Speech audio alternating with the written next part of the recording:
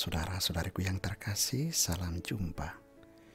Kembali Anda berjumpa dengan saya, Pastor Igo Lerobun MEC, dalam permenungan dan belajar bersama untuk memiliki kecerdasan sosial bersumber pada pesan inspiratif dari Injil hari Minggu. Minggu 19 Juli 2020, Minggu biasa ke-16. Injil Matius pasal 13 ayat 24 sampai dengan 43. Matius mencatat dalam Injilnya tentang lalang di antara gandum, tentang biji sesawi dan ragi yang diungkapkan Yesus dalam kaitan dengan kerajaan surga. Kalimat ini, semuanya itu disampaikan Yesus kepada orang banyak dalam perumpamaan. Ia tidak menyampaikan apapun kepada mereka kecuali dengan perumpamaan. Seperti biasa, pertanyaannya adalah, kecerdasan sosial pesan inspiratif apa yang bisa kita pelajari dari catatan Matius dalam Injilnya ini? Bacaan Injil hari ini sangat panjang dan menyangkut banyak hal seperti benih, gandum, lalang, ragi, biji sesawi, dan lain sebagainya, sehingga tentu banyak pesan inspiratif pula. Saya seperti biasa membatasi diri untuk mengambil 3 butir pesan inspiratif saja. Bagi saya, butir inspiratif pertama adalah bahasa perumpamaan. Kita semua tahu bahwa bahasa adalah sarana komunikasi dan interaksi yang mengantar orang untuk dapat sepaham, sepengertian, sekeyakinan, bahkan bisa bertindak bersama. Bahasa adalah sistem lambang bunyi yang berasal dari ucapan manusia, tetapi juga merupakan sistem lambang isyarat yang dikirimkan melalui gerak-gerik anggota tubuh kepada orang lain yang mengandung arti dan makna. Bahasa juga dapat mengelompokkan orang dalam satu kelompok dan membuatnya berbeda dengan kelompok lain. Bahasa mencirikan karakteristik sosial dan budaya bagi kelompok.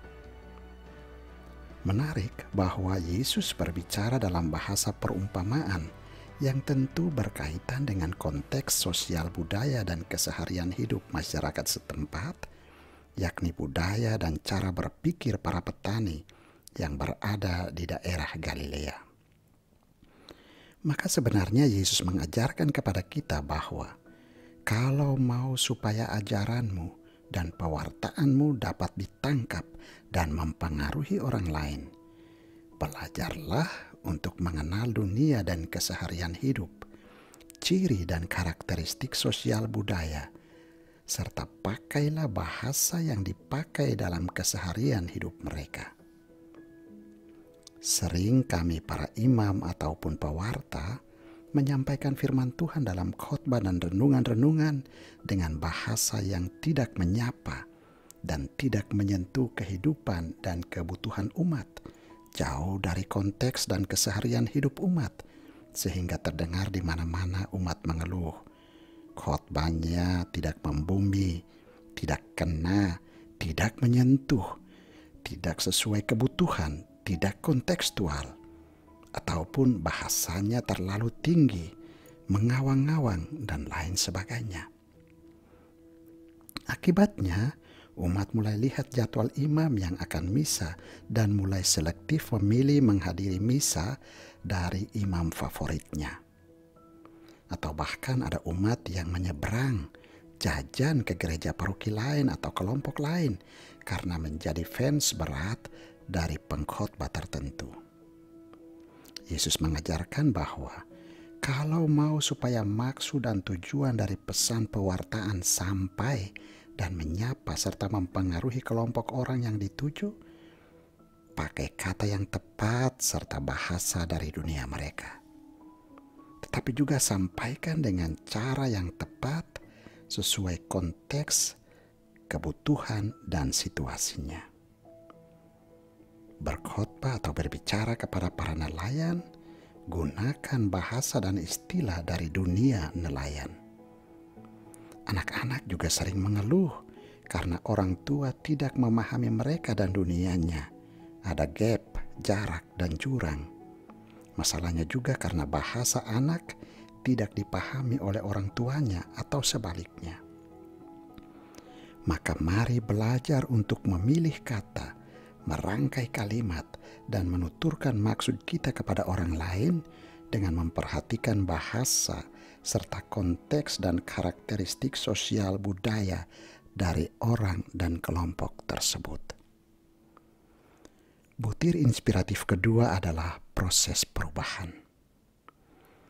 Perubahan dalam hidup manusia itu suatu keniscayaan. Keselamatan itu pun suatu keniscayaan bagi kaum beriman. Dasarnya adalah cinta Allah yang tidak berhenti untuk menaburkan benih, dan Allah selalu memberikan peluang bagi manusia untuk berubah meskipun dihimpit oleh lalang tantangan dan persoalan hidup.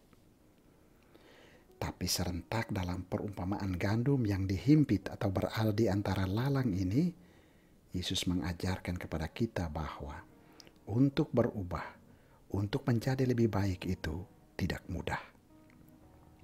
Proses perubahan itu berjalan bersama dan beriringan dengan gesekan-gesekan yang semakin mendewasakan, semakin memurnikan, membuat menjadi lebih baik. Sukses, keberhasilan, bahkan keselamatan tidak dicapai melalui jalan mulus. Jadi janganlah berpikir untuk lari dari kenyataan hidup dengan menggerutu, mengumpat, menyumpahi dan marah, bahkan sampai level bunuh diri ketika terhimpit pergumulan hidup. Yesus mengajarkan bahwa untuk menjadi lebih baik, lebih matang, lebih dewasa dan selamat, pasti ada benturan, ada gesekan, ada pergumulan, penganiayaan, ada air mata dan derita, ada salib pengorbanan. Hadapilah pergumulan dan himpitan hidup yang menyesakan itu dengan iman dan keyakinan teguh bahwa badai pasti akan berlalu dan bahwa semuanya akan indah pada waktunya karena Tuhan tetap mencintaimu. Maka Yesus minta kita untuk bertekun, sabar, bertahan, setia, tetap komit, teguh dalam iman.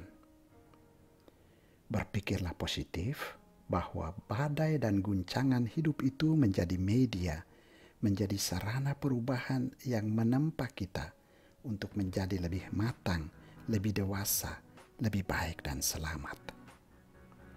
Siapa yang tetap bertahan sampai pada kesudahan, dia akan selamat. Butir inspiratif ketiga adalah proses pertumbuhan. Mujizat bagi orang beriman adalah suatu keniscayaan pula. Namun di zaman ini, Allah membutuhkan manusia untuk membuat mujizatnya itu terjadi dalam hidup. Sering ada orang yang memiliki keyakinan yang terlalu berlebihan terhadap mujizat Tuhan, sehingga jatuh dalam percaya buta tanpa pikiran jernih, tanpa usaha dan kerja. Yesus lewat perumpamaan ini mengajarkan kepada kita bahwa untuk menjadi besar, untuk menjadi sukses, menjadi selamat, kita tidak bisa duduk lipat tangan dan menunggu mujizat Tuhan turun dari langit. Allah menciptakan manusia dengan akal budi untuk berpikir, kaki dan tangan untuk berjalan dan bekerja, hati untuk merasa dan terlibat, dan segala kelengkapan dalam diri manusia sebagai sarana untuk pertumbuhan. Yang terpenting adalah mulailah untuk bertumbuh dan berkembang dari hal-hal kecil yang mungkin tidak berarti, dipandang remeh, dan dianggap hina. Awali pertumbuhan itu dengan hal-hal biasa, karena yang luar biasa itu berawal dari yang biasa-biasa. Pakai masker dan cuci tangan itu hal-hal kecil dan sederhana yang mungkin untuk sebagian orang dianggap remeh. Tapi jika tidak diperhatikan dengan serius dan komitmen, maka tidak mendatangkan kesehatan yang baik bagi diri sendiri dan orang lain di masa pandemi COVID-19 ini. Maka belajarlah untuk menghargai hal-hal kecil dan sederhana, bahkan belajar untuk memperhatikan dan menghormati yang hina dina. Dalam proses memperhatikan dan menghargai yang kecil, sederhana, hina dina itu, terbuka jalan menuju kesuksesan dan keselamatan. Sekali lagi, jangan menunggu, jangan lipat tangan, tapi mulailah setia memperhatikan hal-hal kecil dan biasa. Maknai yang kecil dan biasa itu sebagai jalan menuju kesuksesan dan keselamatan. Barang siapa yang setia dalam perkara-perkara kecil, dia akan setia juga dalam perkara-perkara yang besar. Mari belajar untuk dalam komunikasi dan pewartaan, tahu memilih kata, merangkai kalimat, dan menuturkannya dalam bahasa yang tepat sesuai konteks budaya dan kebutuhan dari kelompok sasaran. Hadapi himpitan tantangan pergumulan hidup dengan tekun, sabar, dan bertahan dalam iman. Dan mari belajar untuk memperhatikan dan menghargai yang kecil, yang sederhana dan hina dina. Tuhan memberkati.